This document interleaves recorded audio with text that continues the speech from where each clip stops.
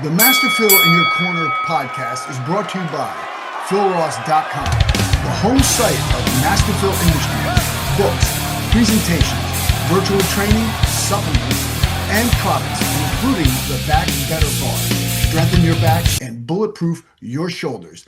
The Body Bell Method, the world's only kettlebell, bodyweight, and dynamic tension system, providing continuing education credits for trainers, coaches, doctors of physical therapy, and chiropractors. Be sure to check out our new app, Master Phil Kettlebells, on the App Store. Thank you for your patronage. Greetings and welcome to another episode of Master Phil in Your Corner. This is episode number 156, Achieve Higher Potential by Aligning with Nature. And today we have a very special guest. We have Lara Day with us, and Lara's going to tell us about how she achieves this. I mean, she's got some really cool things going on. You know, there's a link to it, to her 3-minute video. You know, I'm going to include it when we post the episode, so you can check that out as well. But it was pretty cool. Got me interested in her to bring on the podcast. Lara, welcome aboard. Thank you so much, Phil. Great to be here. Pleasure to have you. So, tell us, how did you get started in this journey of aligning with nature, and I know we have a whole thing on the winter solstice, and then we also have like getting back into the true holiday spirit. Talk to me. Yes. So, it all started with one practice, a winter solstice practice that I actually learned the year my daughter was born from my Qigong teacher. That said, it is not a Qigong practice, but I was really just looking for ways to bring some deeper meaning into our holidays and to create a more sacred container for, my new little growing family. Mhm. And I learned this practice and I just fell in love with it and incorporated it into our lives. And then over the years, I just fell deeper and deeper in love with the practice and really recognized how it had more than any other practice. And I have now at this point, I would say over 3 decades of spiritual seeking and self-improvement and teaching spiritual arts and all the things. And this practice, more than any other practice, has completely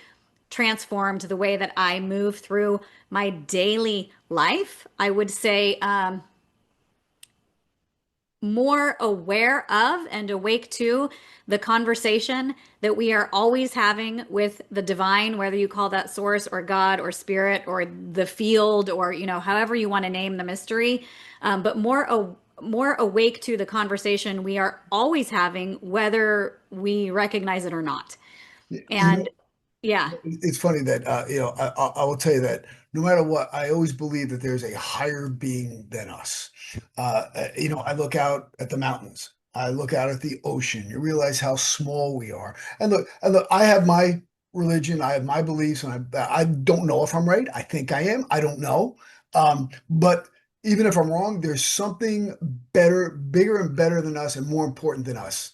So, when people who, in my opinion, they don't believe there's anything else, I think you're kind of, either you think way too highly of yourself. And the thing is also, you're kind of shortchanging the human spiritual experience.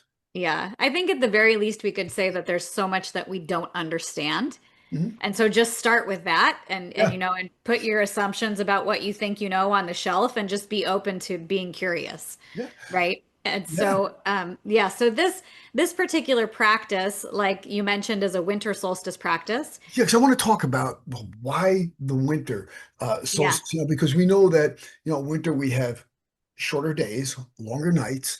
People are inside a lot more often. A lot of depression occurs during those times. People are even told to advised to get daylight 75 lighting for homes, especially up north. And now, does this same thing, does a winter solstice hold true for like places like such as Texas and Florida and Southern California? So And how Yeah. does it differ? Yeah, absolutely. It holds true for no matter where you are, because we Okay. are all, no matter, where you're at on the planet, we are all immersed in these seasonal rhythms, right? And these energies, which are very real. Mhm. And, ancient cultures lived in constant contact with nature, and we've so cut ourselves off. We're living in our 70-degree year-round cardboard boxes with rubber-soled shoes, and we're afraid of the sun, and so we slather ourselves in chemical sunscreens, and we're staring at the false blue light of our screens all day long, and just in really simple but consistent ways, we've completely cut ourselves off from nature. And one of my personal core underlying beliefs is that the more we align with nature, the more we uncover and discover our own higher human potential. And again, the more we isolate ourselves, cut ourselves off, Mhm. surround ourselves in these false environments, the sicker, the more dysfunctional, and the more miserable we become. And it doesn't have to be hard, right? It can be really simple ways: standing barefoot on the ground, getting the light of the sunrise, the sunshine and the sunset in your eyes and on your skin, eating seasonally, exposing yourself to the temperatures of the year, and noticing, just beginning to notice Mhm. these seasonal rhythms, which takes us back to this practice that teaches us first to lean in to the darkness, the stillness, the profound quiet of the winter solstice season, midwinter, the peak of winter. We are wrapping ourselves in this cloak of darkness, right? And if you think of lighting a match in broad daylight, it's kind of underwhelming. But if you light a match in the darkness, it's really clear where the light is. So, again, like you mentioned, we've got the shorter days, the longer nights. Take a look at what nature is doing. Just notice, what is nature doing? Well, the trees have dropped their leaves. The animals are slowing down or hibernating, conserving energy. Plants of grasses have typically receded back into the earth. Everything is sort of drawing energy inward. And then here we are in the northern hemisphere, at the very least, shopping compulsively, overindulging in sugar and alcohol, so taxing the body as opposed to conserving energy, jam packing our December calendars, flooding our lawns with LED light displays. It's just like a slap in the face to the darkness, this, complete distraction and refusal to go inward, to turn inward, to quiet down, to get still, right? And so, what is the true gift or the true energy that midwinter is offering us? It's the darkness, it's the infinite, it's the 0 point of the year. So, this practice is about consciously co creating a Mhm. blueprint for the coming cycle or the coming year: winter, spring, summer, fall. But you begin to tune into these rhythmical energies and kind of like ride the wave Mhm. and notice, as above, so below, as without, so within. You know, what is happening in each season is also being mirrored and experienced internally in the human psyche. So, so again, in midwinter, what I call the womb of winter, Mhm. we're planting what I call our dream seeds in the fertile soil of the darkness. So we're dreaming forward our year. We're remembering our future. And then in the spring, our little inspirations start to sprout through the topsoil of our life, right? And then in the summertime, we're fully expanded. We're in bloom. We are living the dream that we planted in the darkness. And in the fall, we're harvesting the fruits of our labor before diving back in for another cycle.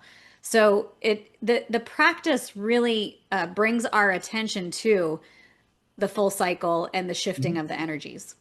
Let me ask you, so much of our mood has to do with release of dopamine. Now, with when we are in the winter and it's supposed to be dark, it's supposed to be, you know, enjoying that darkness, and we have all these screens and false lights, and what does that do to the dopamine receptors? And how does um, the process that you're describing help us with that? And how, Yeah. yeah, Well, I think we live in a culture that says, perpetual productivity, perpetual push, endless summer, right? There was even that movie, Endless Summer, where they yep, chased, yep, what was that, in the 90s? I might be yep, dating myself, but they, chased summer around the world, right? right. And it's just it's unsustainable. It's unsustainable. You know, our bodies aren't designed to live in perpetual push. There's more of a natural pulsation that happens between external and then internal, and give and take, you know, and that this natural Ebb and flow. ebb and Natural flow ebb and flow. pulsation. Yeah. If you look at it, what does the ocean do? What about the cycles of the moon? Everything comes in waves. You look at a mountain or mountain range, peaks and valleys. And that brings Yes. you to something else which you brought up too, about being in tune with nature and getting out in nature. Because the fractals in nature, those patterns are very pleasing to the human mind. I mean, look, the people back in the day, they knew this, and that's why they put Central Park in the middle of New York City, so people Right. would have an area to go to enjoy nature. They knew that it was good. They knew that these fractals were very pleasing to the human mind and very calming. I love that you bring up fractals, because I have a succulent and cacti collection, because the fractals in succulents and cacti are so in your face. You know, the geometry is just so clear. You can't ignore it. It's like there is intelligence in nature. There is design there, right? And it's not just chaos, and it's not just haphazard. And so when we are in nature, when we cozy up to her, our energy body begins to entrain to that order. Yes. Right. And so it is one of the portals into our higher potential, or into our deeper connection with God or source or spirit or the sacred, or again, however you name that, something greater. And also this practice, it also speaks to that fractal nature of reality, because we are laying down an initial blueprint, Mhm. right? An initial imprint for the coming cycle. Yes. And the way that I think of it is that it sort of begins to spiral out or blossom out in that fractal like nature Mhm. into the rest of our year and our future. But we're laying down the roadmap in this womb, in the fertile soil of the darkness, Yeah. in the winter solstice season. The structure of the practice is quite delightful, and it's just enough so that anyone could take it and know what they were doing and have their steps 1, 2, 3. But then also, it leaves a lot of room for interpretation and making it your own, and creativity. It is a 13-day practice, and each day of the practice corresponds to a month in the coming year, with the exception of the first day, which is like an imprint or a foreshadowing of the entire cycle to come. So, what you're doing during those 13 days Yeah. is two things. One, you're receiving guidance. So, how do you do that? You do that by simply being present, paying attention, and writing everything down in a journal. This is where the card deck comes in. You're also, I have it right here. This is the Oracle deck that teaches the Yes. practice. So you're drawing a card. So for those who don't know how an Oracle deck works, you have these cards, right? And each card has like a message that goes with it, which is in the guidebook, which also teaches the practice. And then each of the 52 cards also has a meditation or an exercise. So for each of the 13 nights, you're drawing an oracle card. It's Okay. giving you a theme or something to focus on for each of the coming months, and also the greater arc of the year. That's the receive bit. And again, you're also being extra, it's like a boot camp in mindfulness, this Mhm. practice, because Yeah. you recognize that the who you are being during these 13 days is going to play out in the coming cycle. Wow. And so there's this extra motivation to be ultra.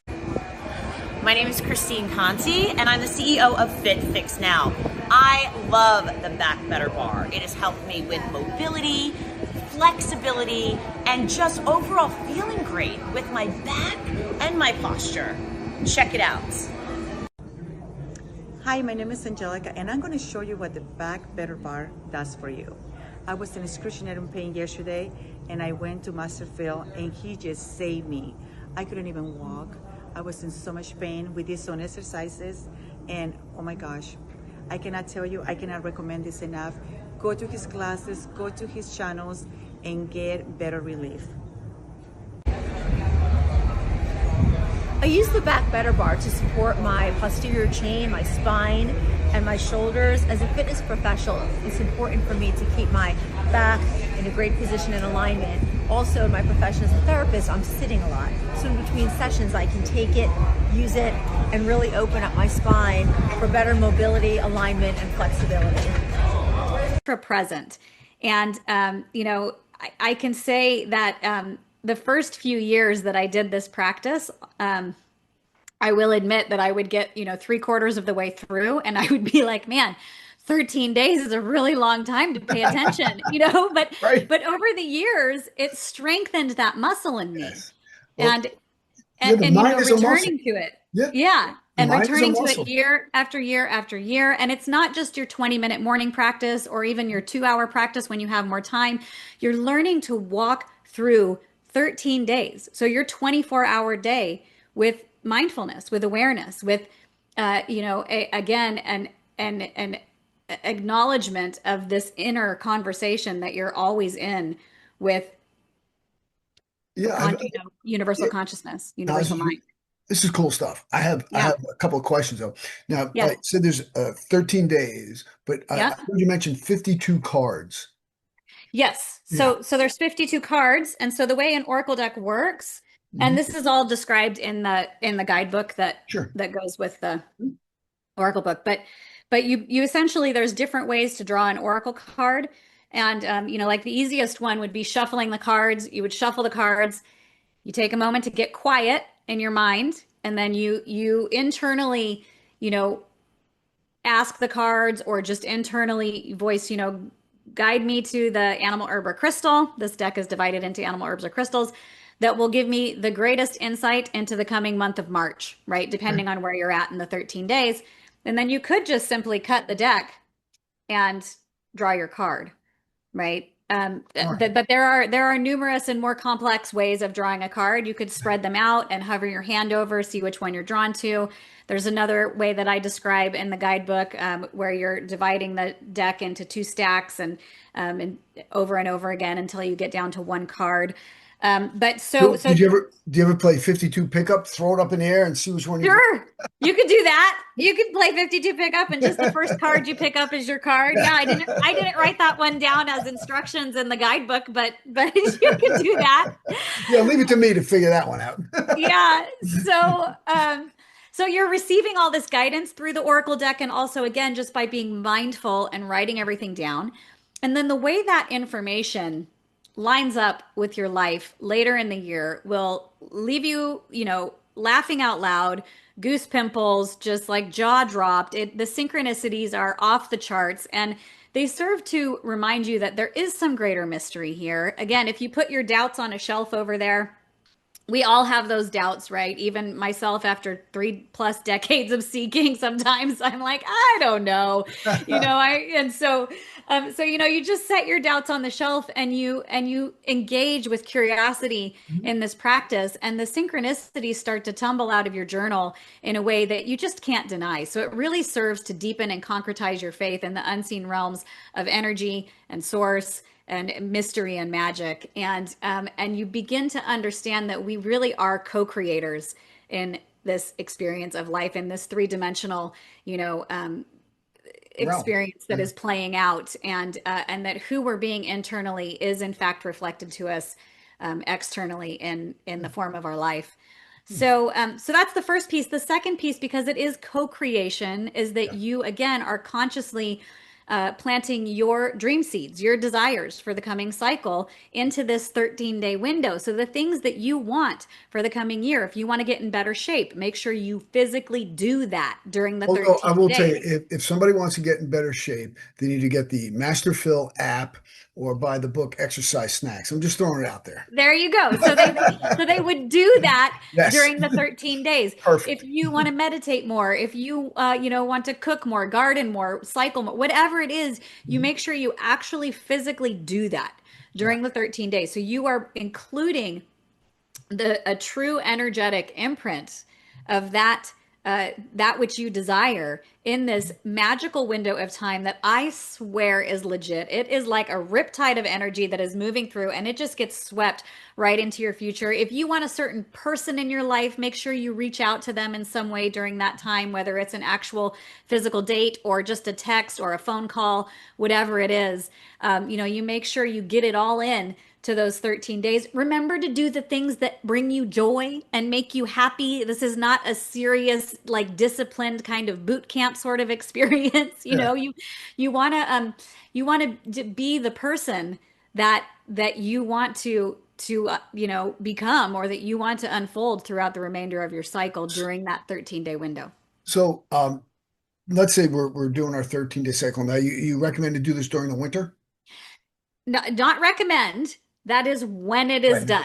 Have Because to. again, That's it. we are aligning with real energies, right? So this is a winter solstice practice. And Yeah. now, what are there particular dates that we have to Yes. start on? Okay. Absolutely, there are. So, Okay. so the practice itself begins on the solstice, which is December 21st in the Northern Hemisphere. It would be June 21st in the Southern Hemisphere. And you can do this practice in the Southern Hemisphere. The calendar, you have to think a little bit harder. It gets a little bit wonky, but it can be done. So in the Northern Hemisphere, we start on December 21st. You have 3 initial days to kind of get your ducks in a row. So that would be the time when you buy the Masterfill app and all the things, right? That would be the time when you get the recipes, or you schedule in dates with your friends during the window of time. You're maybe gathering recipes, seed catalogs, I don't know, whatever it is you're doing. You're doing kind of the busy work so that you have to do less of that. So you're ready to go, and that the things that you're wanting don't slip through the cracks because you were just overwhelmed and not prepared, right? So you have 3 days.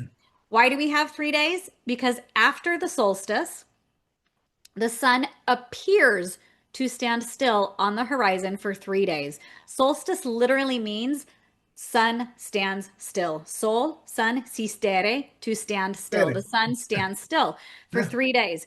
After that 3rd day, it slowly begins to move its position on the horizon again, and we are incrementally receiving more and more light, more daylight from that 3rd day forward. So on that 3rd day, I didn't know that. yeah, I know it's Yeah. fascinating, right? So I so did on that not know 3rd that. day, And, it's and as I if and I know Latin and Spanish. I should have known that. right. I didn't think about So it. on that 3rd day, you're gonna love this part. It's as if we're capturing the first light, the Yeah. tip of the fractal, the tail of the fractal that's going to continue to spiral out and unfold throughout the remainder of the year. So we're capturing that first imprint, the very tip of the fractal. And again, as above, so below, as without, so within. It's the first light being reborn on the horizon. Well, guess what? You're going to have fresh inspirations, new dreams being reborn internally within your own human beingness. So on the 24th at sundown, the true window opens.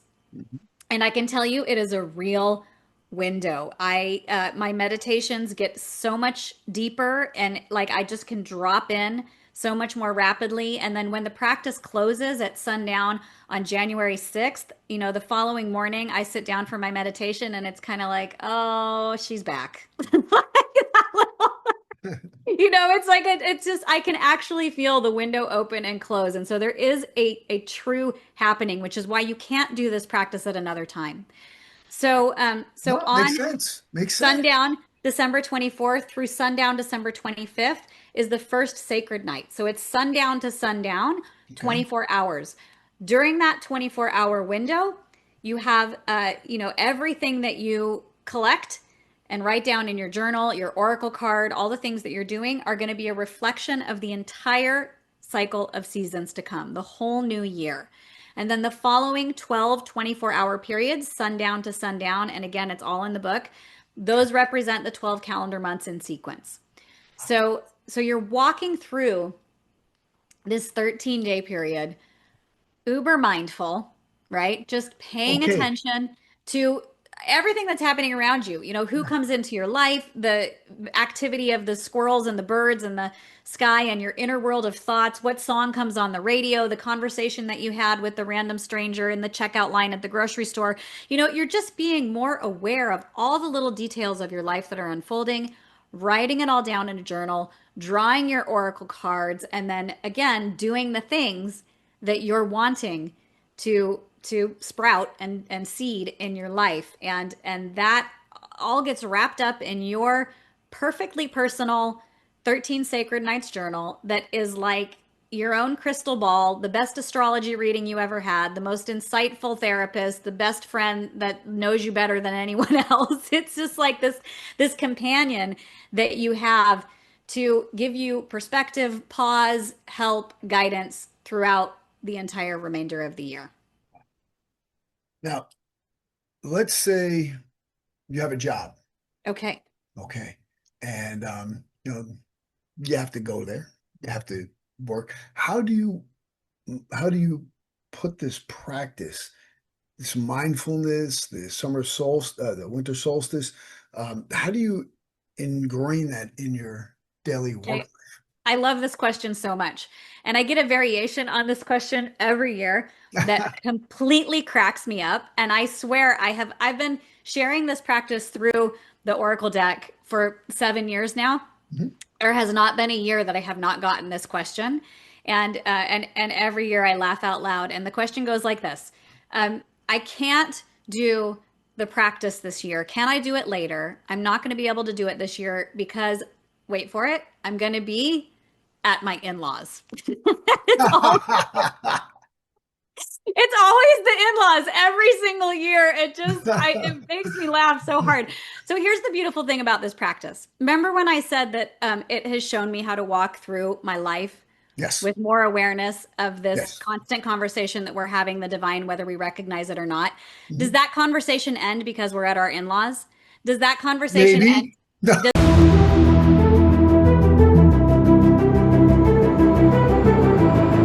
Hi guys, this is George Corso, CSCS. I'm here to talk about the Back Better Bar. What I love about it is the versatility that you can get with your traveling wherever you go, whether it's in a plane, I can take it in a car with my clients, wherever.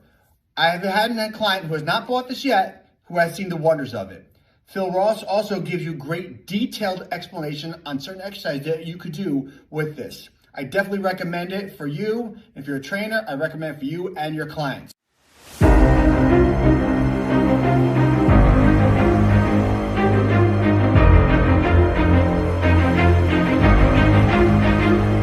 Does that conversation end because you had to go to work? Does that conversation end because, anything? No, it is, we are constantly in conversation with the divine by nature of our internal thoughts, emotions, and then the actions that they produce, whether we like it or not.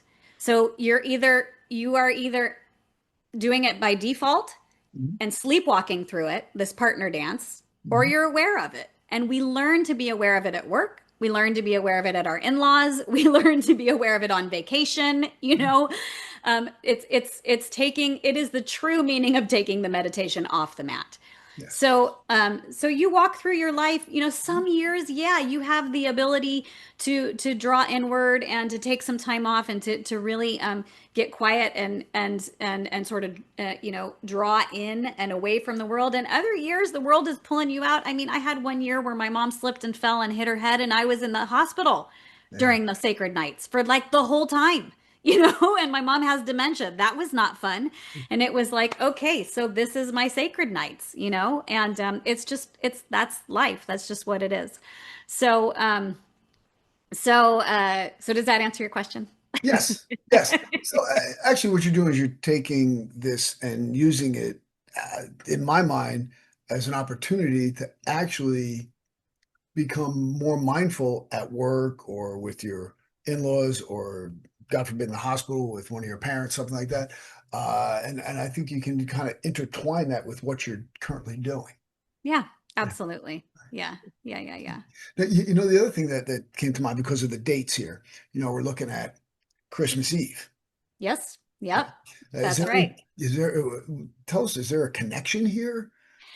Yeah. So, Oh man, this could be like this could be like a whole podcast, but so this practice was inspired by, again, ancient cultures that were much more in tune with the rhythm of the seasons and our connection to the cosmos, the activity of the sun and the moon and the movement of the stars and everything else. And um, Christmas and a lot of our, well, let's just skip over to the conversation of so many of our holidays have been rebranded and repurposed time and time again in order to shape and mold and manipulate the behavior of the masses. And there is no exception with the merging and the overlay of the Roman Catholic Church and Christianity and all of those more ancient and varied pagan cultures. And so part of their strategy in order to ease conversion was to allow these pagan cultures to keep some of their celebrations and the timing of the celebrations, but to give them a new Christian meaning in order to unite everybody under one belief system. So they And kind of so, BS'd us. yeah, you could say that. All right. And so, and so I would say that a lot of the dates of our holidays, although they've been given many layers of meaning throughout history, have an original source in that is aligned with the timing of these sacred turning points in the year that originally had more to do with nature. Yes. So yes, there is meaning within the dates. If you look at it from the Christian lens, you might say, oh, December 24th through the 6th, well, that's Christmas Eve through Epiphany. But Right. where did those dates come from? There's some debate around that. But even within Christianity, they readily acknowledge that nobody knows when Christ was actually born. The first and most important Christian holiday was always Easter because they knew actually when Christ was crucified. But nobody knows when Christ was actually born. And, December 25th was chosen because it was the birth date of Mithras and Sol Invictus, who was the Roman unconquerable sun god. And what is the sun god doing on December 25th? Remember, on the Yes. 21st, he dies. That's Yep. the peak And of darkness. For 3 days, he pauses. And then on Pauses. the 25th, the light is reborn and the sun begins Rebirth. to move again. So we have the story around all of these ancient sun gods was based on the activity and movement and behavior of the actual sun in the sky. So that's where the structure and the dates of the practice really originated. It's like, what came first, the chicken or the egg? But looks like I don't know which one. But it is based on, right? It is. Yeah. I So, think it probably, all of our holidays kind of share this four-layered cake process where they yeah, started in these cultures again that were based in nature yes. and living in communion with nature and so connected to all these cycles.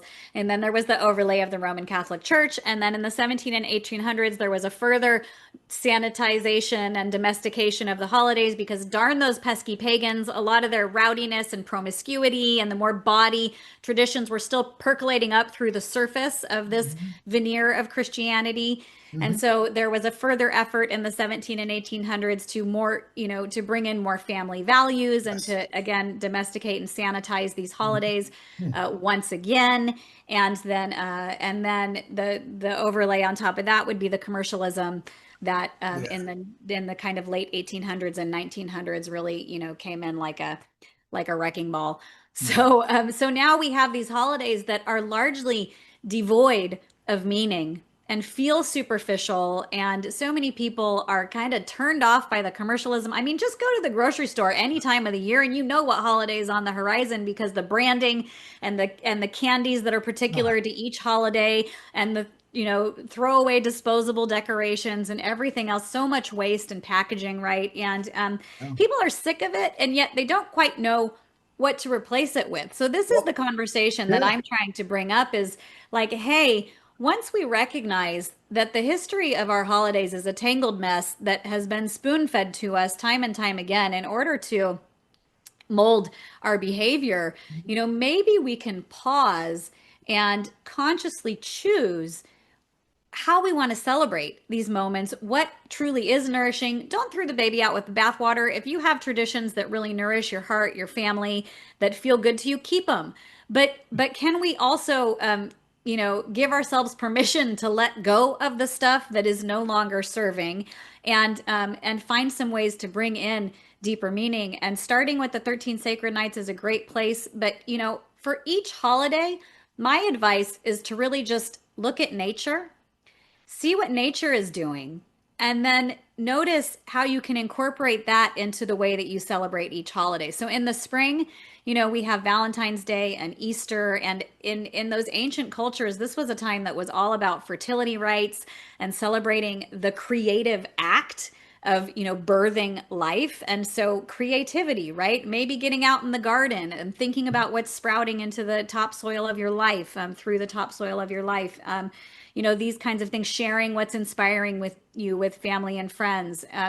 In the summertime, we're fully expanded. We're living the dream, getting outside, camping, bonfires, anything that gets you expanded and outside and into the elements. In the fall, it's a very natural time for us to talk about our mortality, themes of death in a way that is not creepy and twisted. And, we've got now with Halloween, all this hellish and gory imagery that is, it's just really unhealthy. Yes.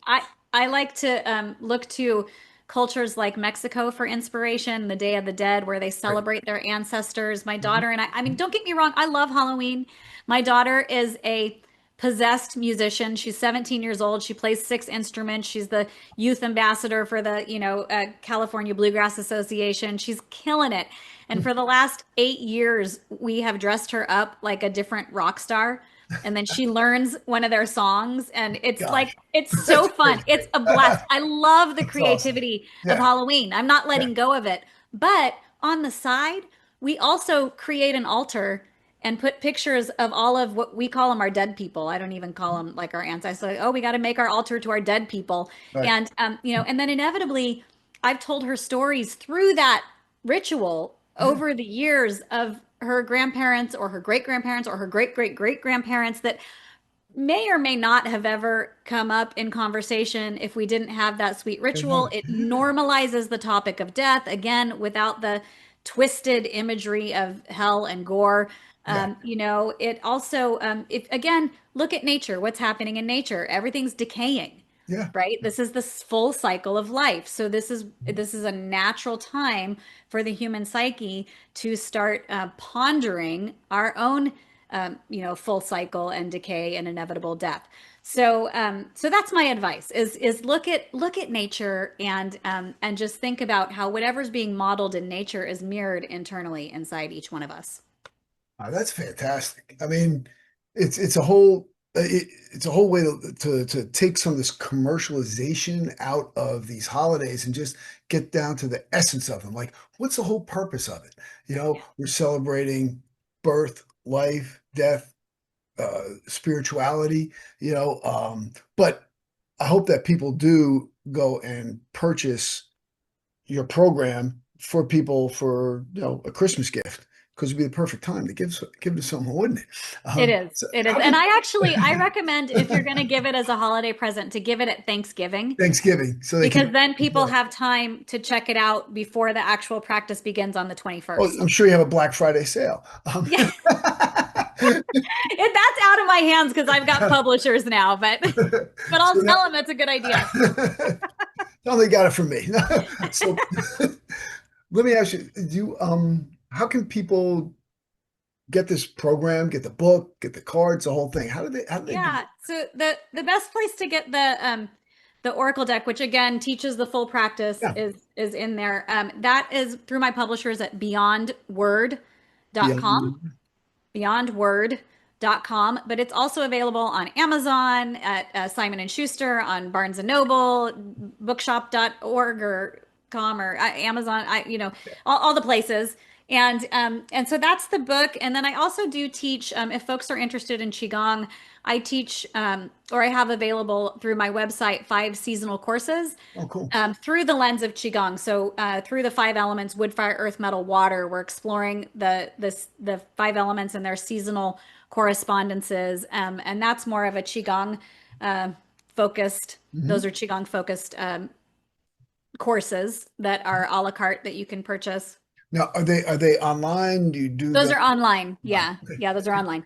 And so it's wood, fire, earth, metal, water. Mhm. Wood is the spring, fire is summer, earth is harvest time or late summer, metal is fall, and then water is winter. And the winter course is actually my 13 Sacred Nights guided experience that is a year-long experience. And so we go through the 13 nights together. We actually, this is the only of my 5 courses that involves live real-time Zoom interaction. So we have multiple, I think there are 5 Zoom classes during the Sacred Nights Cool. themselves, and then we meet once a month throughout the remainder of the year on the first of each month. Everything's recorded, so if you can't Yeah. make it in real time, you can watch the recordings later. But we actually go through the whole experience together, which is it's especially magical because when we come together in numbers, 1 + 1, when it comes to human consciousness, is not simply 2. Energy is amplified exponentially. So the magic and the synchronicity is Yep. all amplified, and it's a beautiful way to dive into the whole experience. Now, is this what website can they? Oh, so my website, which is just my name, and it's larajday.com, LARA, my middle initial, and then day, DAY, larajday.com. So what is the J stand for? Jean, Lara Jean. Jean. All right, there, Lara Jean. Yeah, All right. Lara Jean. So, well, Lara Jean, thank you for coming on the show. This was definitely enlightening, and gives us something to think about, something that I really hadn't considered before. Yeah, well, I'm glad. And, it's so easy for me to talk about because it's been such a positive force in my life. And so I love sharing this Sharing. practice. Yeah. That's beautiful. Thank you very much. And Yeah. our sign off is strength and honor. All right. And thank you for listening to another episode of Master Phil in Your Corner. Strength and honor.